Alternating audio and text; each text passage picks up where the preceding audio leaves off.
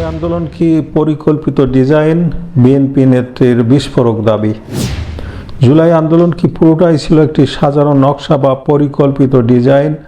রাজপথে যারা প্রাণ দিল তাদের কি নিঃশব্দে স্নাইপার দিয়ে মারা হয়েছিল?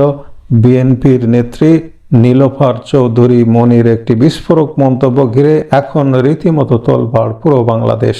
সম্প্রতি এক বেসরকারি টেলিভিশনের টকশোতে এসে নজিরবিহীন এই প্রশ্নগুলো তুলেছেন বিএনপির সংরক্ষিত নারী আসনের সংসদ সদস্য নীলোফার চৌধুরী মনি। তিনি সরাসরি আঙুল তুলেছেন আন্দোলনের নেপথ্য কুশীলবদের দিকে।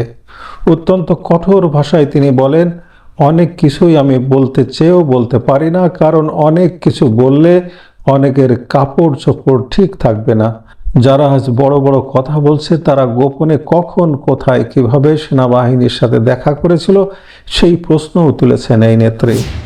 সবচেয়ে ভয়ঙ্কর তথ্যটি তিনি দিয়েছেন হত্যাকাণ্ডের ধরন নিয়ে। তার দাবি অনুযায়ী রাজপথে আন্দোলন করতে গিয়ে যখন কোনো মানুষ হুট করে লুটিয়ে পড়েছে, পাশের জন ভেবেছে সে স্বাভাবিকভাবেই পড়ে গেছে, অথচ নিঃশব্দে তার মৃত্যু হয়েছে। গুলির কোনো আওয়াজ ছিল না, সামনে কোনো পুলিশও ছিল না। তাহলে গুলিটা করল কে? নীলোফার মনির মতে এগুলো সাধারণ পুলিশের গুলি নয়, উপরতলা বা কোনো নির্দিষ্ট বাসা থেকে টার্গেট করে স্নাইপার দিয়ে নিখুঁতভাবে এই নিঃশব্দ হত্যাযজ্ঞ চালানো হয়েছে। আলোচনা চলাকালীন উপস্থাপক যখন তীক্ষ্ণভাবে প্রশ্ন করেন, তার মানে কি এটা কোনো বড় ধরনের ষড়যন্ত্র ছিল? নীলোফার চৌধুরী মনি অত্যন্ত দৃঢ়তার সাথে জবাব দেন, ডিজাইন তো অবশ্যই ছিল, তবে এটি ষড়যন্ত্র কিনা তা আমি এই মুহূর্তে বলতে পারবো না। তার এই কথাতেই স্পষ্ট হয়ে যায় যে আন্দোলনের মাস্টার মাইন্ড হিসেবে যাদের সামনে আনা হয়েছে, পর্দার আড়ালে আসল কুশীলব হয়তো সম্পূর্ণ অন্য কেউ।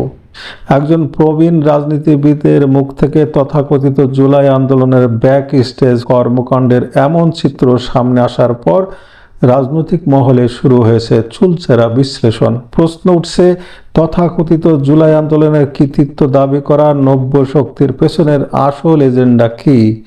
লাশের রাজনীতির আড়ালে কি লুকিয়ে আছে বড় কোনো ভূ রাজনৈতিক সমীকরণ? আপনাদের কি মনে হয় নীলোফার চৌধুরী মনির এই দাবি কতটা যৌক্তিক? আপনাদের মতামত দ্রুত কমেন্ট করে জানান, আর ভিডিওটি ইনফরমেটিভ মনে হলে শেয়ার করতে ভুলবেন না।